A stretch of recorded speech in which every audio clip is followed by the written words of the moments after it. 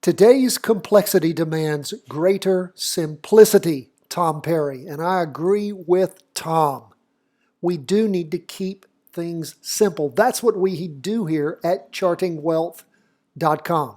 We look at the charts, particularly the weekly chart and weekly vertical crossovers.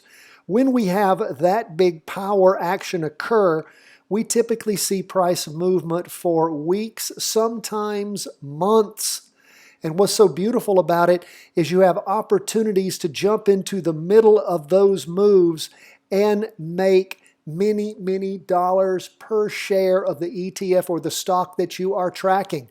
What do you have to do in order to master it?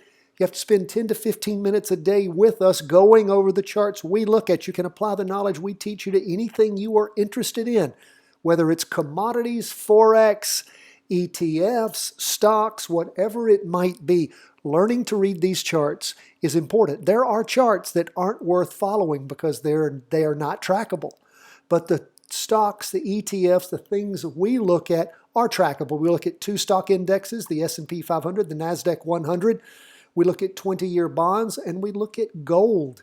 And you can track these day in and day out. It doesn't mean you're trading every day in and out, but you're waiting for those important moves to occur and then looking for jumping in points in order to ride that train to profits. So, do you want to be successful in trading and investing? Is it your dream to retire early and live well with a growing nest egg? Do you want to see successful trades after successful trades, making a virtual printing press for yourself? Well, we have a way to do it. And we go over it every day here at Charting Wealth. And if you want to supercharge that training, then you need our book, Charting Your Way to Wealth. We have sold thousands of copies of that book directly to the folks that watch us, listen to us each and every day. And if you want that book, it is available, the 11th printing. We have an autographed copy waiting for you. Follow the link in the show notes and you will get it. Now, if you are a subscriber to chartingwealth.com, we're going to have a special training that we are putting out today. It's on vertical crossovers. It's actually part 1. That will be included in your email. If you're not a subscriber, it's free. Go to chartingwealth.com, sign up. You don't have to buy our book. You don't have to do anything but spend 10 to 15 minutes with us a day here going over these charts. We have free PDFs that you can print out, daily market, weekly market, and trade worksheets. You can start creating your own trader's almanac so that you know how these things move year in, year out, month in, month out for the 4 ETFs that we track. Why do we track the ETFs we've chosen? Because they are very liquid, they move a great deal, and they are trackable and tradable. They're also optionable, particularly the S&P 500 and the NASDAQ 100. And again, we also talk about options a little bit, but we also talk about another option you have. The big option is the ability to jump in and do inverse trades, particularly with the NASDAQ 100 and the S&P 500. You can do the same with TLT, which is 20-year bonds. There's an inverse for that. Gold is a little bit more difficult, but again, it is possible and it's also optionable. We're working on a book on options right now called Optionable Wealth. That'll be coming out here in the future. We will keep you posted on that. For all of our friends who are Patreon supporters, we have our monthly call-in tomorrow. That is Wednesday at 12:30 Eastern Daylight Time. I so look forward to speaking to all of you. We've already sent the instructions out once. I'm going to send them out again tonight. If you're not receiving those instructions, then we need to hear from you. Please go ahead and email us, cw@chartingwealth.com. But before you send your email, would you please check your spam filter? Because I'm sending the emails out to everyone. That is 12:30. It starts Eastern Daylight Time. I'm going to try to record it for the folks that can't join us. I've not been successful so far, but I'm going to try again. I usually end up traveling on Wednesdays, which makes it harder. I'm going to try not to do that tomorrow. So again, if you have questions you want us to directly address, let us have those. Also, I do want to encourage our Patreon members, let us know your ETFs and stocks you want us to review for you this month. We'll get to work on that in a separate broadcast that we'll be sending out to you. Let's jump into these charts, folks. And again, you want to be a Patreon supporter, join tonight before tomorrow. We'll be happy to include you in that call too. Okay, and look for the link in the show notes. Now, let's move on. What do we see going on? We see the S&P 500 up a little bit for the day. As we look at how the week's forming up so far, we can see the wick on top of our green open box candle has not reached as high as the prior one did over this last week ending the 5th of July. So we can consequently see the price percent oscillators heading up, not at the same angle, stronger angle it had been the prior week. Derivative oscillator is gaining momentum. Price is above, well above the weekly trend line, so we're hoping that's going to continue to move along. What do we see on the 2-day chart? Again, trying to push through that 2-day trend line. That's not good, but that is what's happening. And again, we see where things peaked out back on Wednesday the 3rd, and then this prior full 2-day candle ending on Monday, that was representing Friday and Monday. That is a red open box candle, no wick on the bottom, but a wick on top. So again, showing some slowing, and then we have this red spinning top. Now, that again is representing just the first day of the latest 2-day candle, but is showing weakness. Price percent oscillator is still heading up. Derivative oscillator losing momentum. We go to that 4-hour chart, and of course, what do we see there? We saw down movement in the morning, bit of a recovery in the afternoon. However, we did have that 4-hour crossover going down, and that was actually in the morning on Tuesday. And what we saw was a bit of a recovery in the afternoon, but nowhere near strong enough to pull things back over. So what are we waiting for? Well, we're waiting to see another crossover on that 4-hour chart to give us a jumping in point to ride the S&P 500 back up, if that happens. Now, if, of course, the S&P 500 crashes and things start going to hell in a handbasket, we're going to be standing by to make money when the market burns. Yes, we will, and that will eventually happen.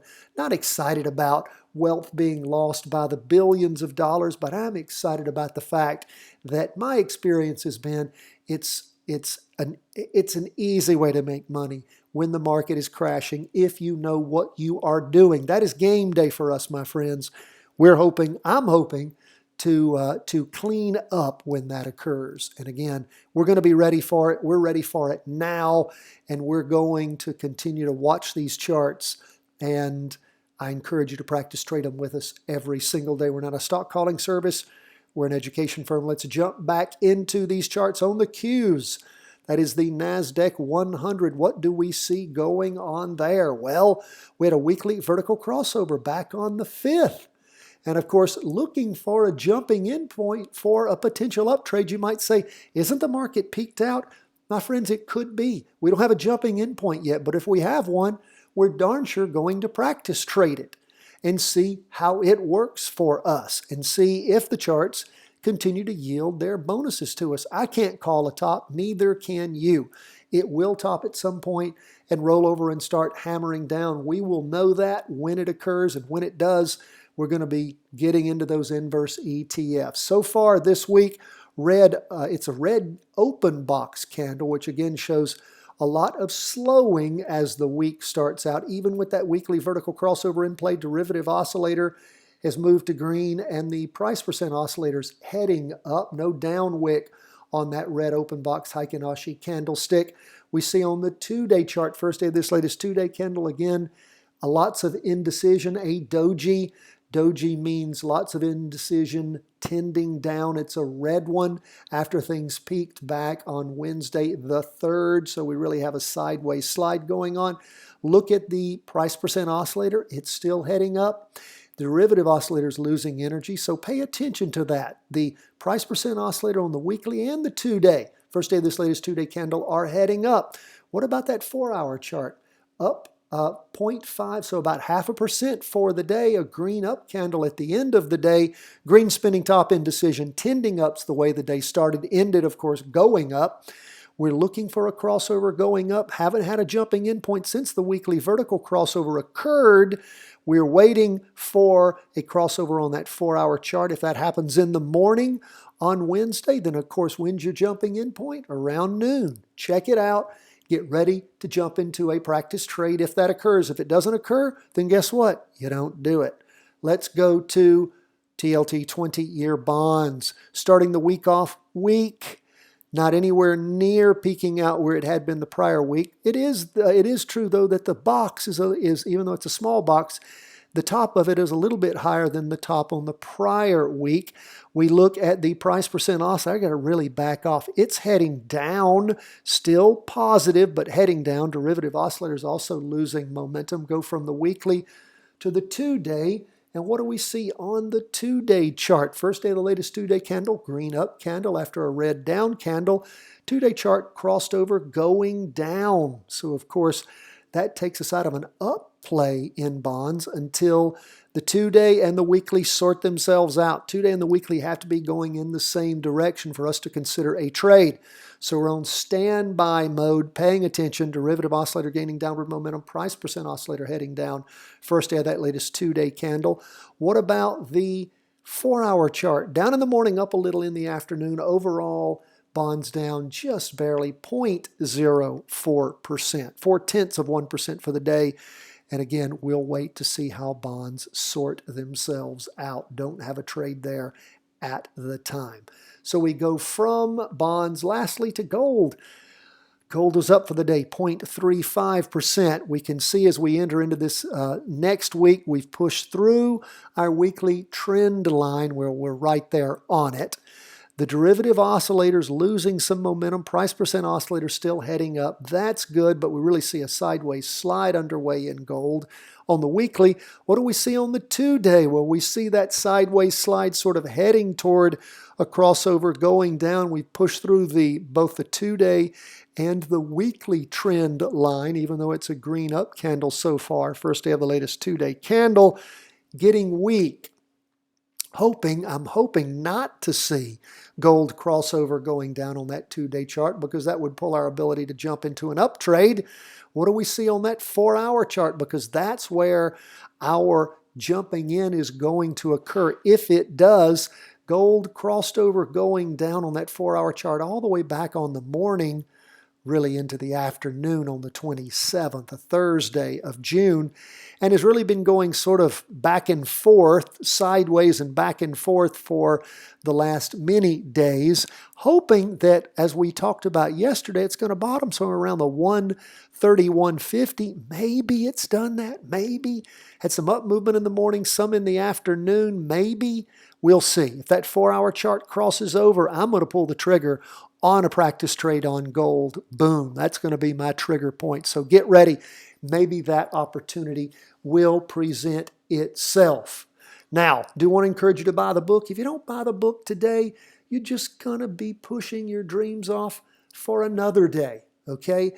Think about buying that book, Charting Your Way to Wealth. It is everything we do here encapsulated in a quick, easy read. I tried not to have a worthless word in there. Every page full of knowledge, things that you need. We've got your autographed copy ready to go out for you. I just want to encourage you that if you want financial freedom, you want the wealth of your dreams, you got to start somewhere. Start now, and let's make it happen, my friends.